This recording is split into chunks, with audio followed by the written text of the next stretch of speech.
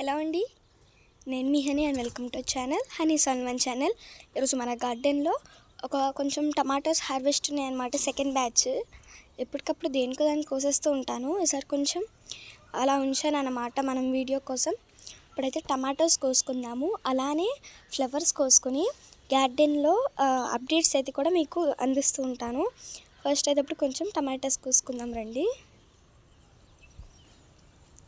ఇక్కడ మనకి పువ్వులు కూడా కోసుకోవాలి. చాలా పువ్వులు అయితే ఉంటున్నాయి రోజు. సన్నజాజులు చూసారా, అసలు ఫుల్గా అలా వచ్చినాయి అన్నమాట, తీగలాగా. టెర్రస్ మీద అయితే కొంచెం ఇబ్బందిగానే ఉంది సన్నజాజి, కానీ తప్పదు, పెంచుకున్నాం, స్టార్ట్ చేసాం కదా, అంతే. ఇప్పుడైతే ఫస్ట్ టమాటోస్ కోసుకుందాం.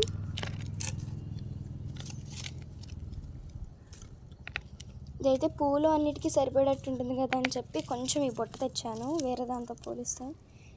అసలు చాలా పట్టేసినాయి అన్నమాట మీలీ బగ్స్ అంతా కూడాను. ఒక్క చెట్టని కాదు, అన్ని చెట్లకి ఆటోమేటిక్గా అలా పాకుతుంది ఉంటుంది. టమాటోస్ అయితే ఈజీగా పెంచుకోవచ్చు మనము, కొంచెం బలం ఎక్కువ ఇవ్వాలి. బలం ఇచ్చిన తర్వాతే నాకు కాయలు కొంచెం పెద్దగా అయినాయి. మీరు చూసుకుంటే చిన్న ఇలా కింద నుంచి వచ్చాయని కొంచెం చిన్నగా ఉంటాయి, కొంచెం పెద్ద అయిన సైజు మాత్రం పెద్దగా ఉంటాయి. ఎందుకంటే అలాగా కాయలు పెరిగే కొద్దీ మనం బలం అనేది ఇస్తూ ఉండాలి, అప్పుడే మనకి బాగా పెరుగుతాయి. చూసారా, పెద్ద పెద్ద కాయలు బాగా కాస్తాయండి. మనం కేర్ చూపిస్తే చాలు, వద్దన్న కాస్తూనే ఉంటాయి ఇవి.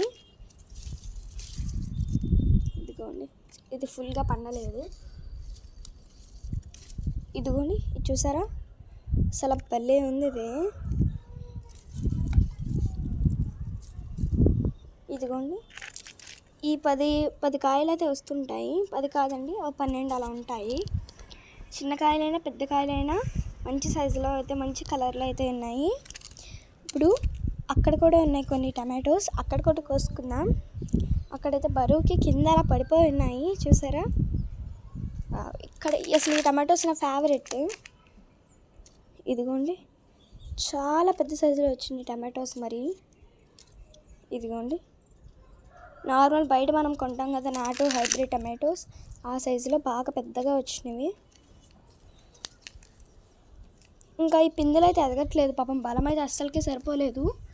ఇవి ఇచ్చినప్పుడు మాత్రం నేను కౌ మెన్యూర్ అయితే ఇచ్చాను, అన్నిటికీ ఇచ్చాను కౌ మెన్యూర్. అప్పుడు బాగా వచ్చినాయి మనకి కాపంతా కూడాను. పచ్చిమిరపకాయలు అన్నీ బాగా కాపు వచ్చినాయి అన్నమాట కౌ మెన్యూర్ ఇచ్చిన తర్వాత.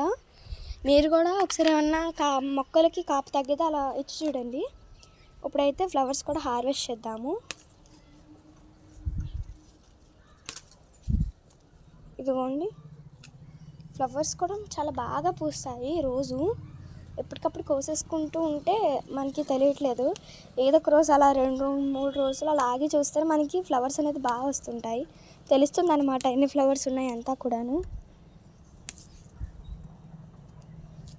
ఇదిగోండి, అవి పెద్దగా అవుతాయి మనకి అంటే 9 ఆ టైంకి వచ్చేటప్పటికి మాత్రం ఫుల్గా వేరే పువ్వులతో బాగా పూస్తాయి అన్నమాట.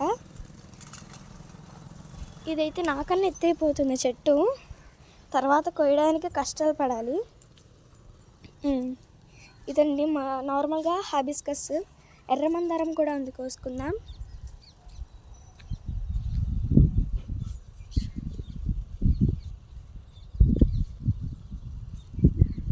ఇవి ఆకులు కూడా చాలామంది హెయిర్కి పెట్టుకుంటారు, మరి మీలో ఎంతమందికి తెలుసు కామెంట్ చేయండి. ఆకులు పువ్వులు చాలా హెర్బల్ హెయిర్ ఆయిల్స్లో వాడతారు. నాకు అర్థం కాదు, ఏ మందారమైనా ఒకటే, కానీ ఎందుకు అందరూ ఎర్రమందారం చూస్ చేసుకుంటారు.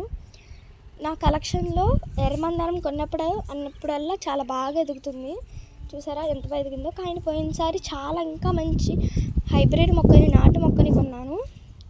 అదేమంటే అలా పాడైపోయింది అన్నమాట. అది మా డాగ్ అనేది కొంచెం పాడు చేస్తుంది.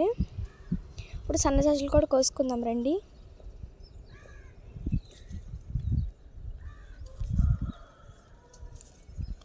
ఈ సన్నజాజులు అనేది మొగ్గలతో ఉన్నప్పుడు కోసుకుంటారు. నార్మల్గా నేనైతే ఇప్పుడు కోసుకుంటున్నాను ఇలాగా ఒక పర్పస్ కోసం.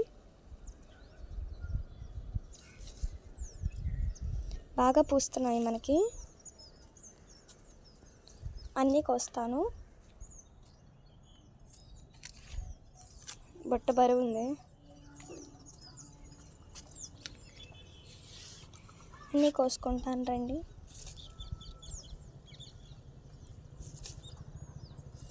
బాగా పూస్తున్నాయి సన్నజాజులు అయితే, నాకైతే ఫేవరెట్.